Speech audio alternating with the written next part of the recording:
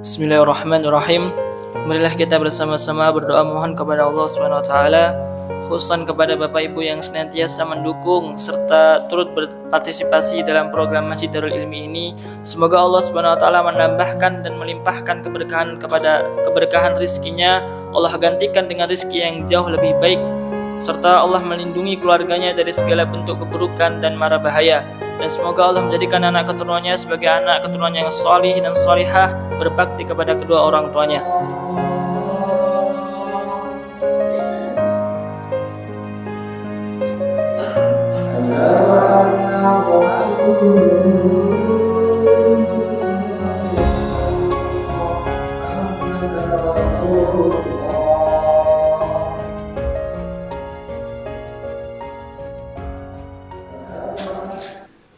Bismillah.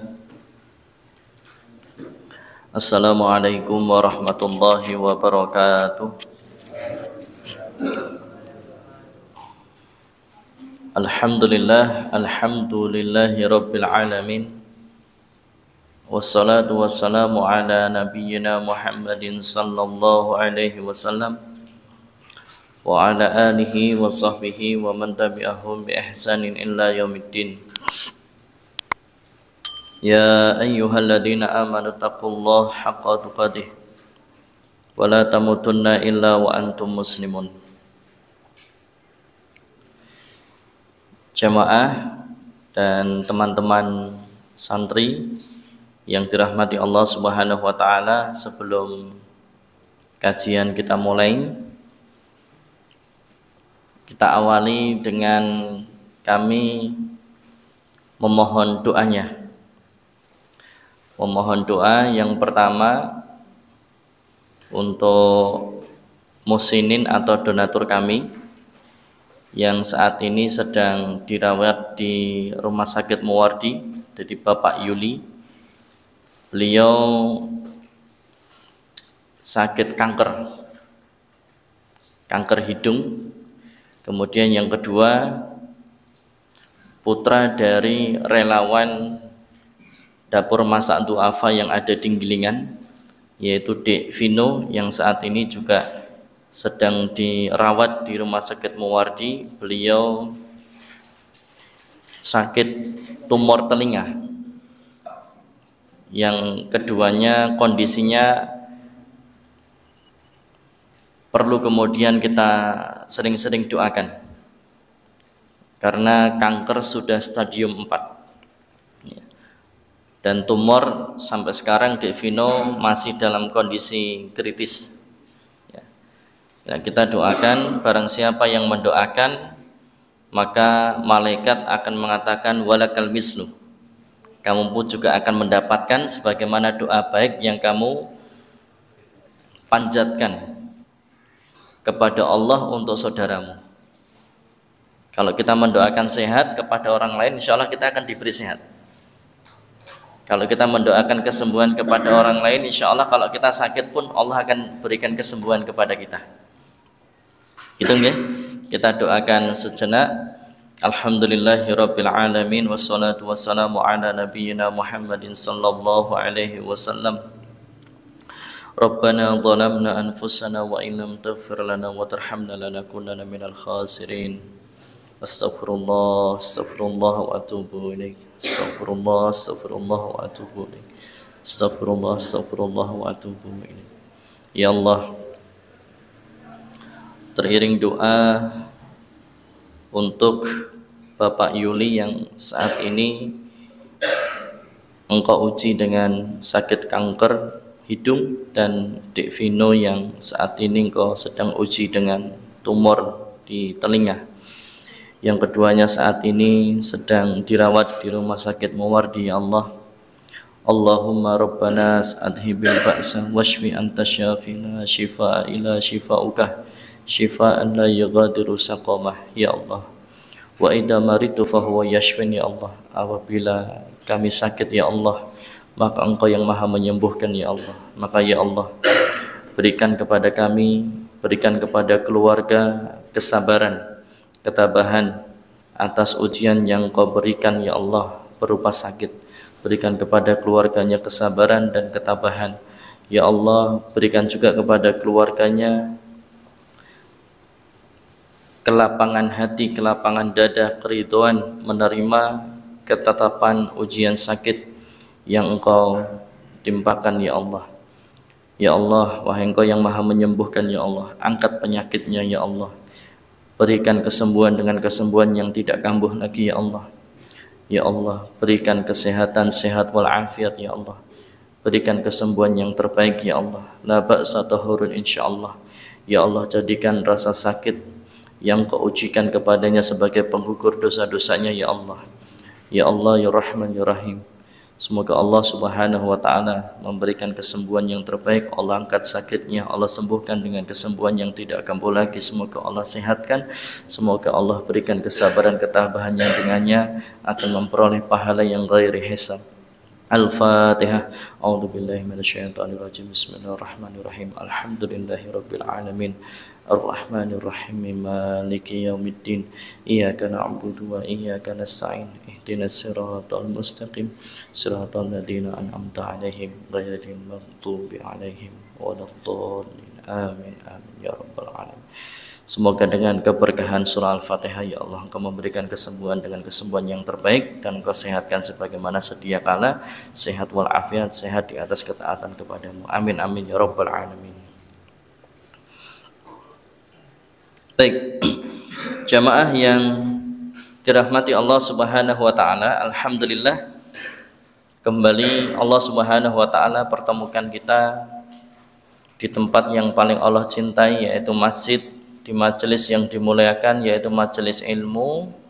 Dan tadi diawali dengan acara buka puasa sunnah bersama, dan buka puasanya kita doakan juga kepada donatur musinin agniya yang telah berinfak, bersedekah. Kita doakan Allahumma atiman at'amani wa askiman saqani. Semoga Allah Subhanahu wa taala memberikan ganti dengan ganti yang lebih baik. Allah menerima amal infak sedekahnya, Allah berikan pahala yang sempurna, dan Allah Subhanahu wa taala permudah segala urusan-urusannya. Allah kabulkan hajat, keinginan, harapan, cita-citanya, dan semoga Allah Subhanahu wa taala senantiasa memberikan kebaikan fid dunya wal akhirah. Amin Allahumma amin. Salam dan salawat senantiasa tercurah limpahkan atas Nabiullah Muhammad sallallahu alaihi wasallam beserta kepada keluarga beliau sallallahu alaihi wasallam, para sahabat, tabi'in, tabi'ut tabi'in, dan juga kepada umat beliau sallallahu alaihi wasallam ila yaumiddin. Dan yang ketiga, bertakwa kepada Allah dengan sebenar-benarnya takwa, dan jangan sekali-kali mati kecuali dalam keadaan Islam. Jamaah yang dirahmati Allah Subhanahu wa taala, puasa teman-teman insyaallah akan Allah lipat gandakan pahalanya.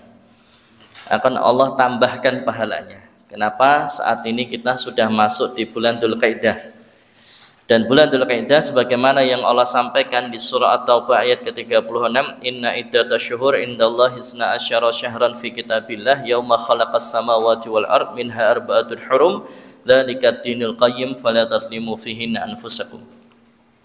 Bahwasanya Allah menetapkan ada 12 bulan dalam setahun. Di antara 12 bulan tersebut ada arba'atun hurum, 4 bulan yang Allah muliakan, 4 bulan yang kemudian dianggap sebagai bulan yang suci. Apa saja 4 bulan tersebut? Salah satu mutawaliyah, 3 bulan yang beriring, 3 bulan yang berurut, dan ternyata diawali dengan bulan Dzulqa'dah. Ya, diawali dengan bulan Dzulqa'dah, kemudian Dzulhijjah, kemudian Muharram. Satunya Rajabun Mudhar, bulan Rajab. Yang sehingga saat ini kita berada di awal dari bulan Dzulqa'dah. Bulan Dzulhijjah, ya bulan Syawalnya sudah selesai. Bulan Syawalnya sudah selesai, berarti halal bihalalnya sudah selesai. Ya, Masya Allah, ya saya lihat di storynya jamaah teman-teman sekalian, halal bihalal ternyata full bulan Syawal itu dari tanggal pertama sampai terakhir selalu ada update halal bihalal, ya, luar biasa. Ya. Dan insya Allah semoga kemudian kabar gembira kepada jamaah yang sudah melaksanakan puasa Ramadan dan puasa 6 hari di bulan Syawal.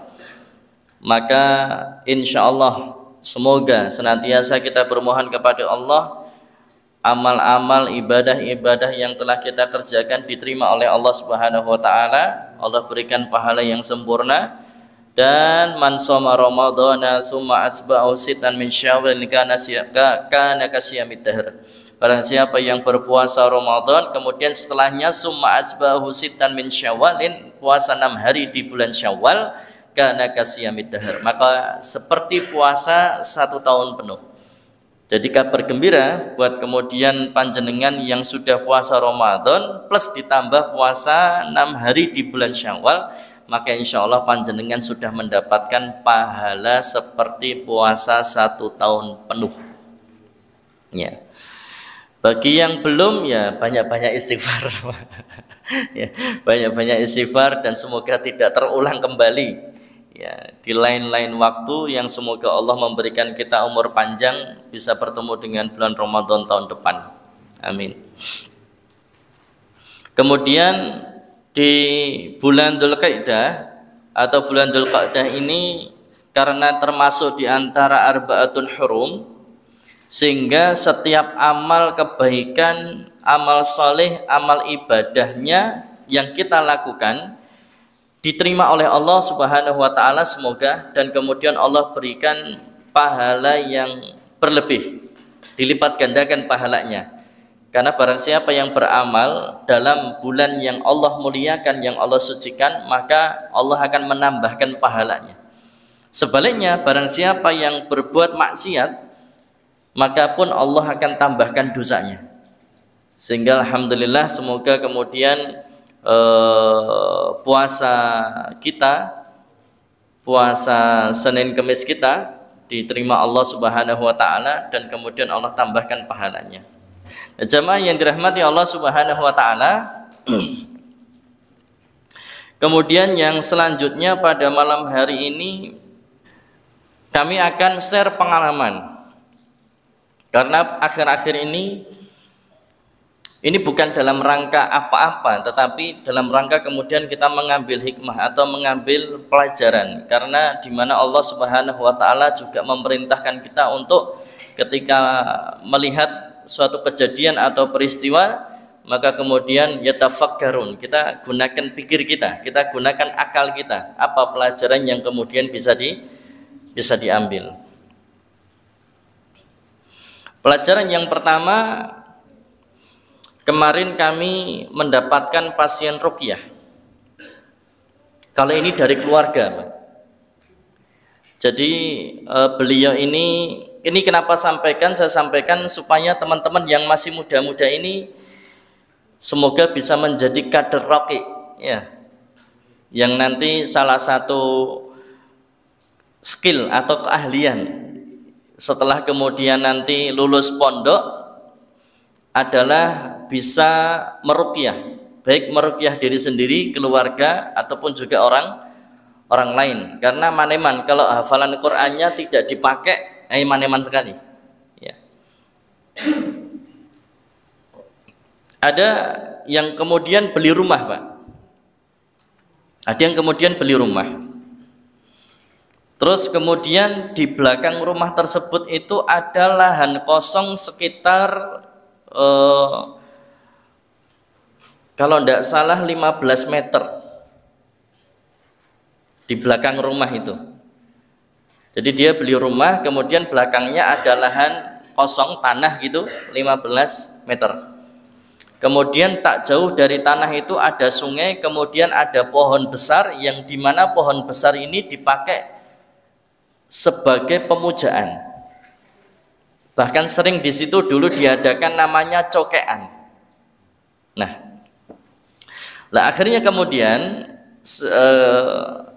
masih ada hubungan saudara dengan kami, berniat untuk membeli lahan yang 15 meter di belakang rumah tadi.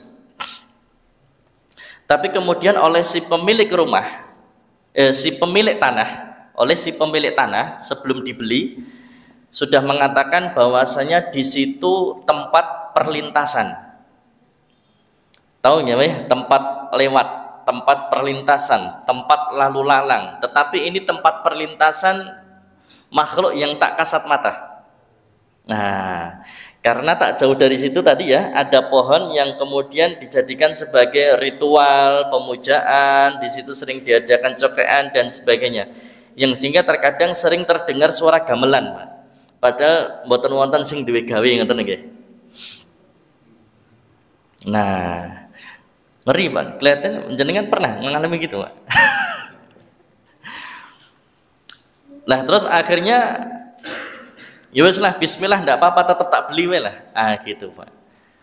Akhirnya kemudian itu tanah terbeli. Kemudian karena rencananya memang mau dibikin musola, mau dibangunkan musola sebagiannya dan sebagiannya untuk jemuran gitu Pak. Akhirnya kan harus dibersihkan. Semua pohon yang ada di situ, semua tanaman yang ada di situ, semua apapun yang ada di situ semua dibersihkan.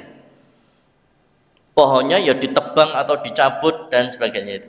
Pohon dibersihkan karena untuk dibangun sebagiannya musola dan kemudian tempat jemuran. Tapi ternyata apa yang terjadi setelah itulah mulai ada gangguan yang gangguannya ekstrim.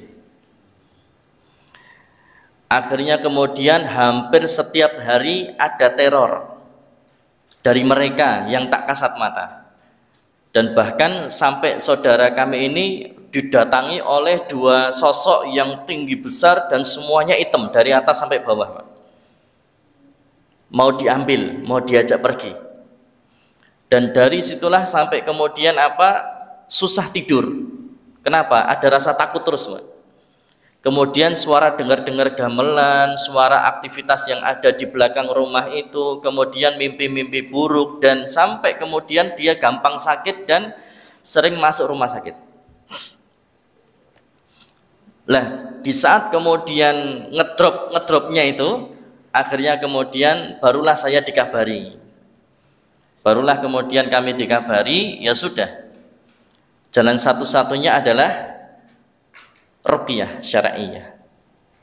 Akhirnya kemudian singkat ceritanya kami proses ruqyah dan reaksinya luar biasa, dan alhamdulillah sampai sekarang tidur sudah mulai pulas, sudah tidak ada teror, sudah tidak ada gangguan. Jadi proses ruqyahnya, treatment ruqyahnya dua, di ruqyah orangnya plus di ruqyah rumahnya, termasuk lahan yang ada di belakang tadi. Kita ruqyah sekalian. Karena aneh, yang diganggu cuman orang ini, Pak. Sedangkan istrinya ndak, anak-anaknya ndak, cuman satu orang ini yang terganggu, yang diganggu. Ini kisah yang pertama. Kemudian kisah yang kedua, ada dua kasus, sama kasusnya sebetulnya, cuman ada dua tempat gitu, Pak. Yang pertama di daerah Solo lah ya, daerah Solo. Yang satu di sekitar Mangkuyudan kalau tidak salah. Yang kedua mungkin panjenengan mengertos di makam haji. Apa kasusnya sama? Duitnya sering hilang. Ya, duitnya sering hilang. Kalau yang di Mangkuyudan ini cuma satu orang, Pak, satu keluarga saja. Dan sekali hilang itu bisa 600.000, Pak. Besar kan ya? Besar tuh 600.000, Pak. Kemudian kalau di makam haji itu rombongan, Pak. Jadi satu kampung itu, satu kompleks, satu kampung itu juga ternyata banyak yang mengalami sering kehilangan uang.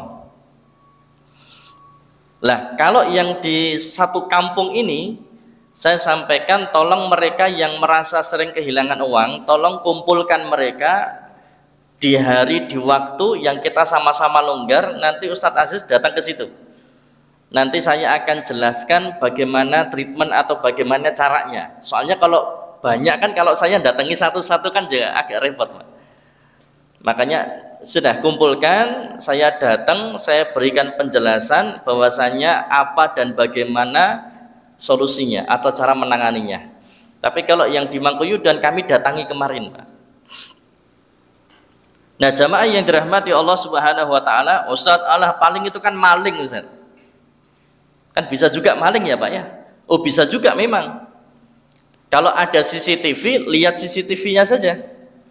Siapa tahu memang ada maling, ya kan? Maling yang dari luar atau maling yang ada di dalam rumah itu kan tidak tahu kita. Tetapi kemudian si peruqyah, roke itu biasanya akan melakukan yang namanya diagnosis dulu, Pak. Biasanya apa? Kami akan tanya dulu ke pasien-pasiennya, apa yang Anda alami, mimpinya, alami kesehariannya, dan seterusnya, detail. Pertanyaan-pertanyaan itu kami ajukan, dan kemudian mereka jawab dengan jujur. Dan singkatnya, kesimpulan saya adalah memang itu adalah jin yang bisa mengambil uang atau benda. Kalau soal penamaan, mungkin di lain wilayah, di lain negeri beda nama. Tapi kalau di kita itu ada yang namanya tuyul atau jin gundul, nah gitu ya, setan gundul. Yang kedua ada yang namanya duit balen. Ini sama-sama ritual pesugihan, Pak. Ya, sama-sama pesugihan. Dan bahkan yang namanya jin yang bisa mengambil barang atau uang itu sudah ada di masa Rasulullah. Makanya kalau sampai ada yang nggak percaya, berarti kamu nggak percaya hadis gitu loh, Pak. Karena di masanya Ubay bin Ka'ab dan di masanya Abu Hurairah radhiyallahu anhuma, teman-teman sudah tahu kisahnya kan? Suatu saat jaga Baitul Mal gitu ya, kemudian ada jin yang kemudian ngambil harta dari Baitul Mal, ngambil kurma, kan gitu ya. Ditangkap sama sahabat itu, Pak, ditangkap. Dan ternyata singkat ceritanya si setan ini sebetulnya pengen ngajari, Pak. Ah, gitu. Maksudnya gini. Kalau kamu atau harta uang bendamu diambil oleh syaitan atau jin, maka bacakanlah ayat kursi. Itu salah satu cara menanganinya. Artinya ada setan, ada jin yang memang tugasnya ya suka ngambil barang, benda, atau termasuk diantaranya uang, Pak. Dan itu sudah terjadi di masa Rasulullah SAW. Karena kita ini manusia bukan satu-satunya penghuni bumi ini, Pak. Makanya Allah sampaikan apa? Wa ma khalaqtul jinna wal insa illa liya'budun. Allah ciptakan jin dan manusia.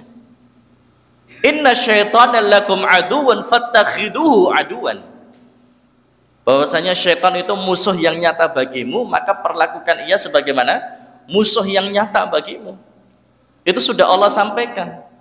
Makanya termasuk ciri orang yang bertakwa di surah Al-Baqarah apa? Alif Lam Mim, dzalikal kitabul la raiba fihi hudal lil muttaqin, ya. Kemudian apa? Alladzina yu'minuna bil ghaib. Ciri orang bertakwa yang pertama itu beriman kepada yang gaib, percaya dengan adanya hal yang gaib. Allah gaib, malaikat gaib, jin gaib, surga, neraka gaib. Maka kita harus percaya itu, apalagi ada riwayat-riwayat yang menguatkan dari Rasulullah SAW dan apa yang dialami oleh para sahabat, bahwasanya memang itu ada, tinggal penamaannya beda-beda. Gitu, Pak. Penamaannya beda-beda. Kalau di kita namanya apa? Yang biasa ngambil barang atau uang? Tuyul. Anak segundul ya? Oh, gak ada, aman ya. Tuyul, Pak. Ada juga satu lagi apa? Apa satu lagi? Sing banter. Oh, babi ngepet. Ya, Masya Allah. Antum katanya pengalaman banget. Maksudnya ilmunya itu ya, ilmunya. Loh, Masya Allah. Kalau tuyul itu konon, Mbak, ya, konon. Ada yang celananya putih, ada yang celananya merah. Tuyul itu kan is gundul ra nganggo klambi, mau nganggo kathok kan gitu ya. Kalau yang putih itu ngambil paling selembar 2 lembar gitu Pak. Tapi kalau yang celana merah itu yang agak gede, yang agak dewasa itu kalau ngambil bisa banyak. Apalagi kalau babi ngepet itu kalau buntutnya sudah diusek-usek di tembok itu, wah itu bisa gepokan Pak uang. Gepokan itu. Nah, jamaah yang dirahmati Allah Subhanahu wa taala, dan itu semuanya pesugihan. Ya, entah dari siapa kita juga tidak tahu kan, pesugihan. Nah, jamaah yang dirahmati Allah Subhanahu wa taala, dari 2 kisah yang tadi saya sampaikan, apa pelajaran yang bisa diambil? Pelajaran yang bisa diambil yang pertama dari yang rumah tadi. Apa yang pelajaran yang bisa diambil? Masuk rumah jangan lupa salam. Ya, masuk rumah jangan lupa salam. Masuk kamar jangan lupa salam. Ada orang nggak ada orang salam. Ustadz, kalau nggak ada orang salam nanti ada yang jawabi bagaimana Ustadz? Alhamdulillah dijawab ya. Bahkan jangankan kok rumah, kita ini masuk kuburan yang semua orang di dalam kan mati semua itu ya. Semua udah dikubur semuanya. Kita masuk kuburan saja ada sunahnya untuk apa? Berdoa. Silahkan panjenengan, bapak-bapak, ibu-ibu, adik-adik, teman-teman ini datang ke mana? Makam Bonoloyo. Itu ada gerbang besar kan ya, ada gapura besar, itu sudah ada doanya, tinggal lihat atas saja, doa di situ. Ya. Satu, masuk rumah apa? Doa. Kemudian setelah itu nutup pintu, nutup jendela, ucapkan bismillah. Ketika terutama di waktu sandekala. Waktu sandekala itu waktu apa? Surup maghrib. Makanya orang-orang tua dulu kenapa kok meden-medeni? Kowe nak maghrib gak mlebu omah gondol wewe. Ada kan ya? Pernah teman-teman di seperti itu kan? Oh, pernah kan? Terkadang orang-orang tua dulu itu menakuti supaya kemudian apa? Kita ini ada rasa takut dan kemudian balik ke rumah. Ternyata zaman sekarang kalau maghrib bukan masuk rumah, tapi apa? Menyenja bersamamu. Masya Allah. Jadi malah mereka ini sengaja keluar untuk apa? Menikmati senja. Ya. Menyenja bersamamu. Masya Allah. Sangat syahdu ya kan ya. Lanang karo lanang ya kan, santri laki dah. Ya, Ikhwan sama Ahwat tidak boleh ya, tak selentik ya. Masya Allah, laki sama laki tidak apa-apa, kan ngopi bareng tidak apa-apa ya. Padahal orang tua dulu jelas masuk rumah. Kenapa jamaah? Karena memang Rasulullah Shallallahu Alaihi Wasallam perintahkan, tahanlah anak-anakmu jangan sampai keluar rumah di waktu sandekala, di waktu maghrib. Kenapa? Karena syaitan itu, jin itu dia punya waktu menyebar. Dan mereka lebih berenergi. Kenapa? Satu frekuensi, Pak. Di waktu sandekala itu frekuensinya sama dengan mereka, yang sehingga mereka merasa lebih kuat di waktu itu. Yang sehingga kemudian tahanlah anakmu, perintahkan anakmu untuk masuk ke dalam rumah dan tutuplah pintu, jendela dan apapun dengan mengucapkan bismillah. Ustadz, apa ya enek tenan to wewe? Lo ada, Pak. Jin yang memang tadi ya ngambil tadi ada. Nggak percaya Zal. Kalau kamu nggak percaya, berarti kamu nggak percaya dalil, Pak. Berarti kamu nggak percaya hadis. Kenapa? Ada yang di masa Umar bin Khattab diculik sama jin ke alamnya mereka, dan Rasulullah Shallallahu Alaihi Wasallam pun juga pernah dibawa ke alam mereka untuk berdakwah.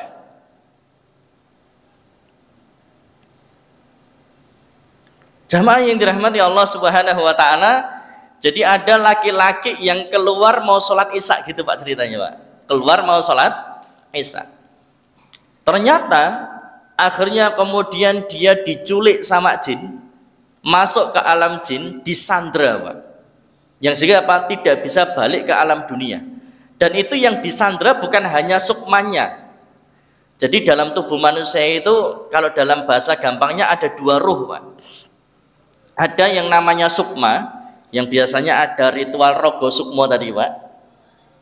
Itu keluar ruhnya, tetapi dia tetap masih hidup. Kenapa kok dia masih hidup? Karena ada ruhul hayah. Ruh kehidupan ini masih ada di dalam dirinya. Jadi ada dua ruh, ada ruh kehidupan dan ada yang namanya sukma tadi. Makanya kalau kita tidur, ruh kita di genggaman Allah Subhanahu wa Ta'ala. Itu bukan ruhul hayah, tapi apa tadi? Ruh yang satunya tadi, yang kedua, yang kemudian biasa orang Jawa sebut dengan yang namanya sukmo. Makanya orang tidur itu ruhnya digenggam Allah, tetapi kita masih bisa bernafas, jantung masih berdetak. Roh kehidupan masih ada, tapi kemudian roh satunya lagi sudah keluar dari tubuh kita, yang sehingga orang yang tidur itu memungkinkan rohnya ketemu dengan rohnya orang yang sudah mati. Maka bisa bertemu juga dengan rohnya Nabi Muhammad Shallallahu Alaihi Wasallam, atau bisa bertemu dengan rohnya bapak ibu kita yang sudah meninggal. Itu bisa, Pak. Nah, jamaah yang dirahmati Allah Subhanahu wa Ta'ala, tadi ya, disandra di alam jin berapa lamanya? 4 tahun. Bayangkan 4 tahun disandra di alamnya jin, Pak. Itu ada riwayat dari Umar bin Khattab radhiyallahu anhu. Lah, karena si laki-lakinya tadi itu diculik sama jin ke alamnya mereka, disandra di alamnya mereka, akhirnya istrinya kan golek itu, Pak. Ki bojoku ning endi yo gak mulih-mulih. Dicari kemana-mana nggak ketemu. Akhirnya apa? Istrinya mendatangi Umar bin Khattab radhiyallahu anhu. Kemudian mengatakan, Amirul Mukminin Umar bin Khattab, suami saya nggak pulang-pulang beberapa hari ini. Dan sudah kami cari nggak ketemu-temu. Di mana wahai Amirul Mukminin? Saya nggak tahu dan saya harus bagaimana? Kata Umar bin Khattab apa? Tunggulah 4 tahun. Tunggulah 4 tahun. Begitu ditunggu 4 tahun, suaminya nggak pulang-pulang. Berarti jenenge suaminya siapa ya? Bang Toyib ya. Lama nggak pulang-pulang. Kayak Bang Toyib ya. Nah, akhirnya setelah 4 tahun menunggu suaminya nggak pulang-pulang, akhirnya si istri tadi kembali mendatangi Umar bin Khattab radhiyallahu an. Bagaimana wahai Umar? Kemudian Umar memerintahkan, kamu nikah, wis. Kamu sudah 4 tahun suamimu entah kemana, kamu ditinggal suamimu selama 4 tahun entah kemana. Wis, kalau kamu mau nikah lagi, nikah lagi. Sudah terhitung selesai masa idah, sudah kamu nikah lagi. Maka akhirnya apa? Istrinya nikah lagi. Begitu istrinya nikah lagi, sudah sah nikah lagi, apa yang terjadi? Jinnya tadi memulangkan suaminya. Oh, perangannya lagi itu ya. Begitu suaminya tahu kalau istrinya sudah nikah lagi, wah mencak-mencak, Mbak. Ya.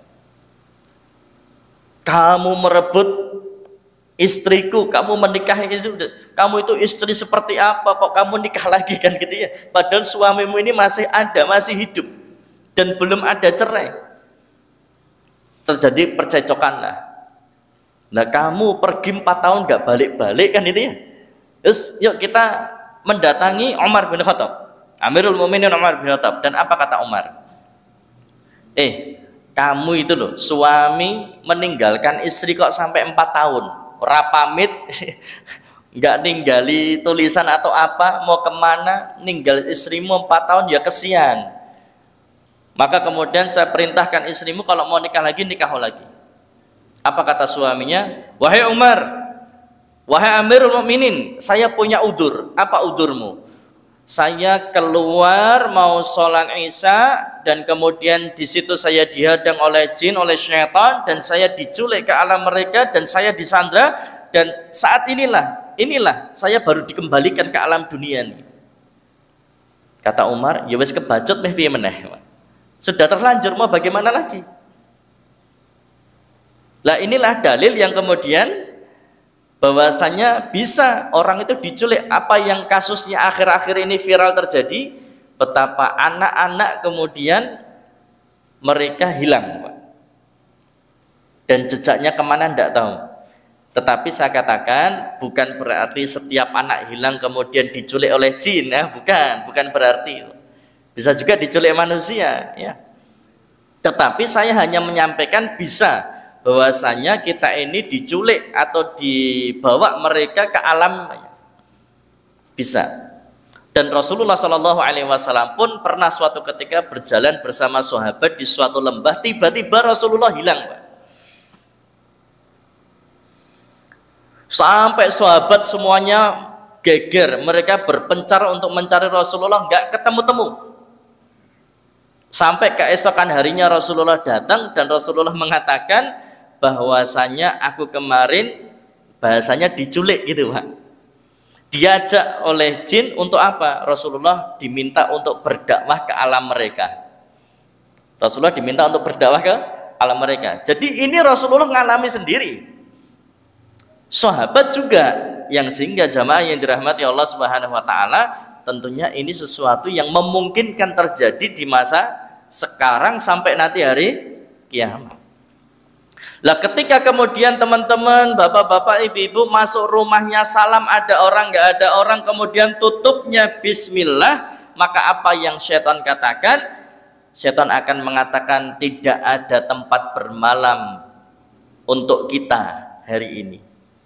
Tidak ada tempat bermalam untuk kita hari ini. Yang sehingga apa? Mereka nggak bisa masuk ke dalam rumah kita, nggak bisa.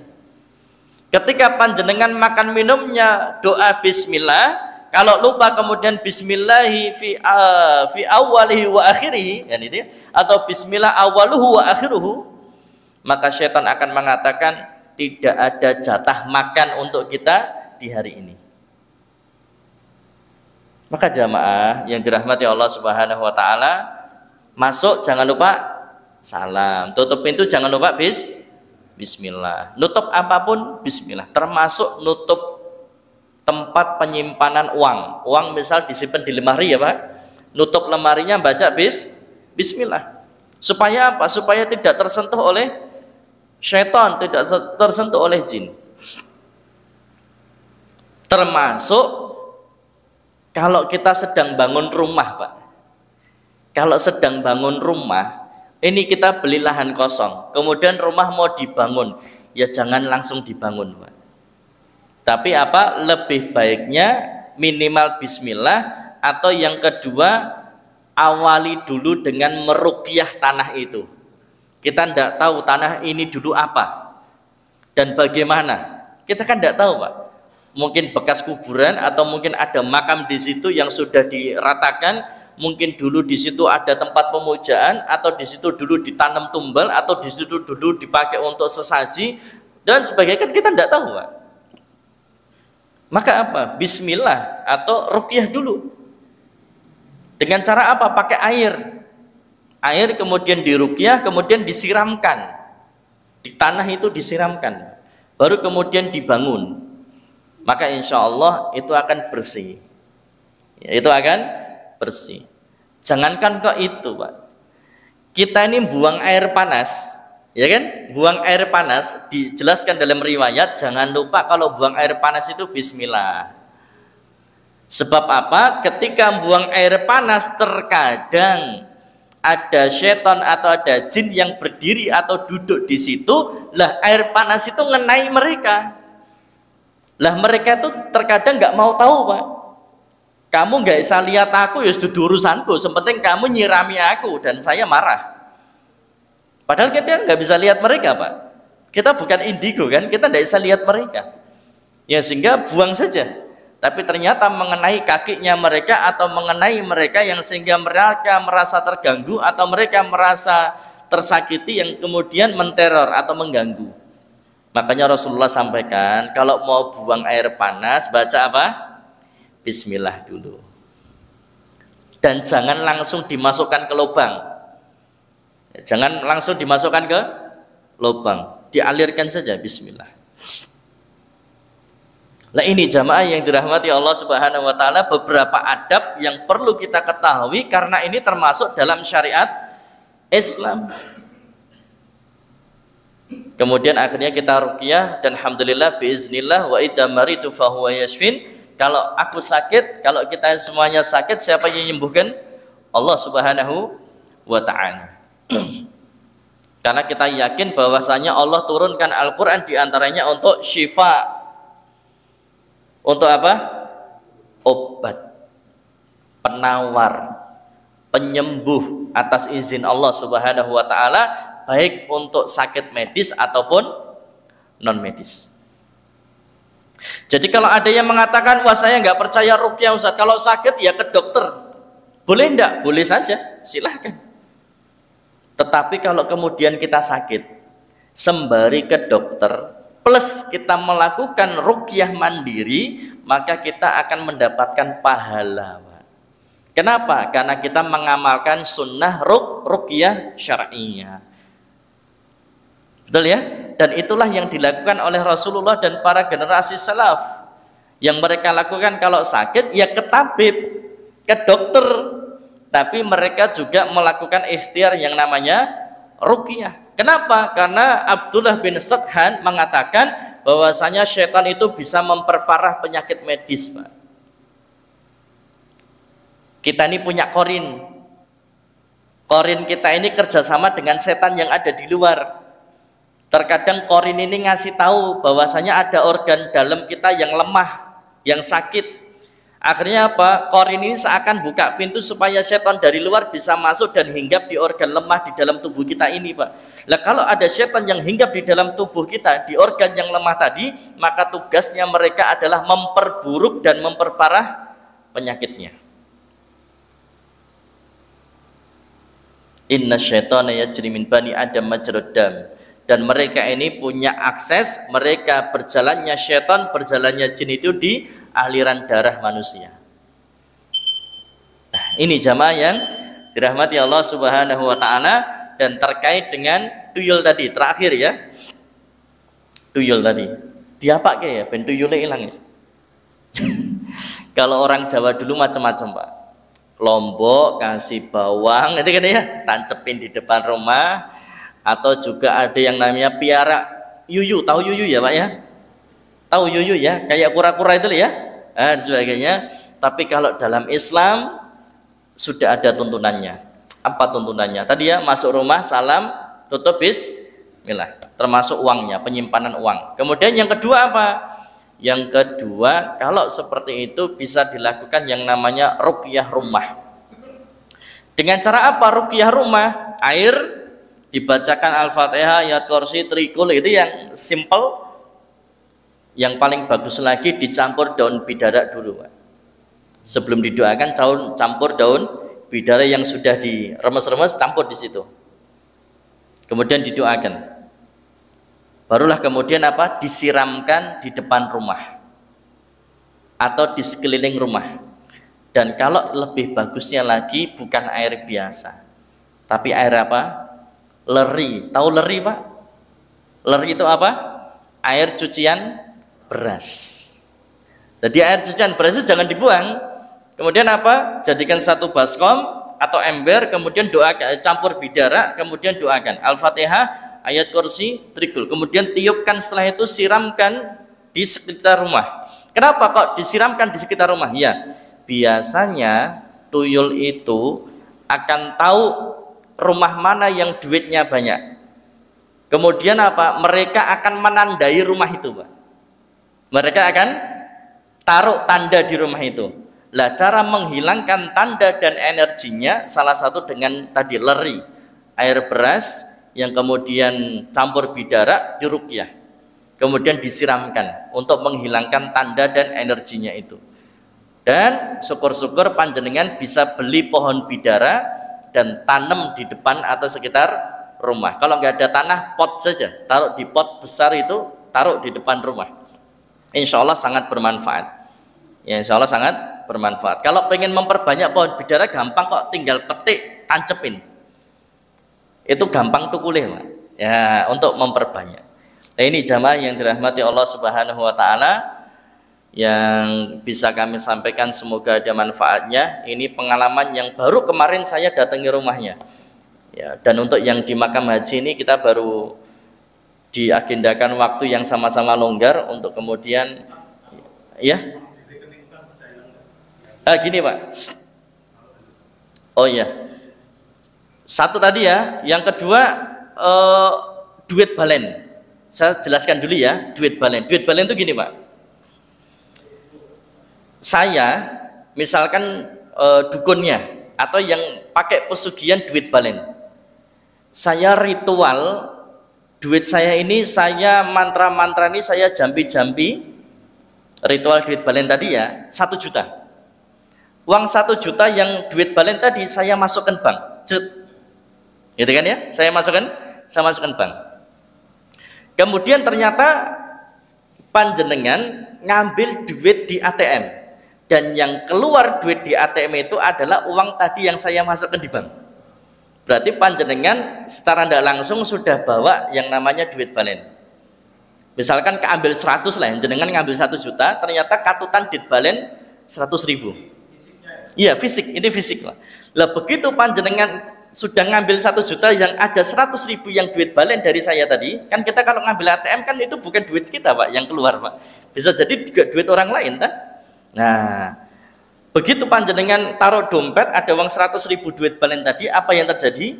Nanti duit balen itu akan kembali kepada si pemiliknya, bukan hanya 100.000 Pak. Dia akan, energinya itu dia akan membawa uang yang tempatnya berdekatan dengan uang tersebut, kanan kirinya atau atas bawah, yang sehingga dia kembali bukan 100.000 tapi kembalinya bisa 300.000. Ini namanya duit balen. Dan yang seperti itu ingat, uang itu materi, benda padat. Begitu sudah kemudian ada peran setan di situ, maka dari benda padat akan menjadi benda gaib. Nanti akan sampai kepada pemiliknya benda padat. Sama seperti dukun. Dukun mau nyantet orang, paku. Paku ini kalau kemudian sudah dibawa oleh jin, maka dari benda padat ini jadi benda gaib. Nanti dimasukkan ke badan akan menjadi benda padat lagi. Ini jamaah yang dirahmati Allah SWT. Yang terakhir pertanyaannya, apakah mungkin tuyul atau tadi bisa mengambil uang dari bank? Kalau dikatakan mungkin, mungkin Pak. Tetapi dukun kalau mau ngambil ke bank, dia juga mikir-mikir. Apa mikir-mikirnya Pak? Begitu ada dukun yang ngambil uang di bank, apakah dia juga siap berhadapan dengan perusahaan yang bisa jadi mereka pun juga akan memakai dukun untuk melawan? Ini kan rahasia umum Pak. Terkadang ada perusahaan-perusahaan itu yang sudah ada, masing-masing mereka perusahaan itu ada dukunnya juga Pak. Dan perusahaannya itu sudah dipagari juga, yang sehingga tidak bisa masuk dari luar. Dan apakah dia siap menerima resiko kalau kemudian dia diserang balik oleh dukun di perusahaan itu? Nah ini jamaah yang dirahmati Allah Subhanahu wa Ta'ala. Makanya kemudian kenapa jin atau tuyul pilih ngambilnya ke orang, karena dia tahu ini orang punya dukun apa enggak ya. Ini orang punya ilmu enggak? Wah ini orang nggak punya dukun, ini orang nggak punya ilmu. Kemudian duitnya banyak, ibadahnya buruk, malah gampang banget itu Pak. Resikonya kecil, tapi kalau dia mau menyerang perusahaan, resikonya besar. Karena bisa jadi perusahaan itu sudah punya dukun yang mageri, sudah punya dukun yang siap untuk membalas kalau sampai ada yang kemudian tadi menyerang perusahaannya. Ini ya jamaah, itu yang realita yang terjadi ya. Kita tidak berbicara salah hendaknya, kalau salah jelas salah, kesyirikan, bekerja sama meminta pertolongan kepada bangsa jin dan syaitan, jelas. Tetapi itulah realita yang terjadi. Di luar sana masih banyak yang seperti itu ya. Ini jamaah yang dirahmati Allah Subhanahu wa Ta'ala yang bisa kami sampaikan. Maka nanti ya teman-teman ya mulai belajar ruqyah syar'iyah ya. Kenapa? Salah satu wali songo, siapa Pak wali songo yang peruqyah itu siapa?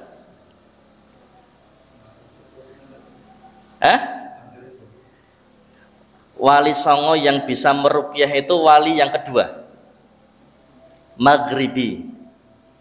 Panjenengan kalau main ke Tawangmangu, panjenengan kalau main kemana itu kan ada makam Syekh Maulana Maghribi. Itu peruqyah, Pak. Itu peruqyah. Kenapa? Kalau dalam pewayangan beliau itu disimbolkan dengan semar. Kenapa? Semua dewa takut dengan semar, Pak. Kenapa? Ya, inilah simbol dari Syekh Maulana Maghribi tadi, yang beliau ini peruqyah yang pada saat itu beliau bisa mengalahkan dukun-dukun dan dewa-dewa. Dengan apa? Ilmu ruqyahnya. Karena dulu kental sekali yang namanya perdukunan. Maka kemudian dipanggillah beliau untuk kemudian spesialisasinya menjadi peruqyah. Termasuk meruqyah orang sakit, meruqyah orang kena sihir, bahkan dukun pun dilawan, Pak, yang sehingga disimbolkan semar kalau dalam pewayangan, karena semua dewa akan takut kepada si semar. Gitu nggak? Itu nanti sampai ke sana ilmunya. Makatan subhanakallahumma wa bihamdika asyhadu an la ilaha illa anta astaghfiruka wa atubu ilaik. Semoga bermanfaat. Assalamualaikum warahmatullahi wabarakatuh.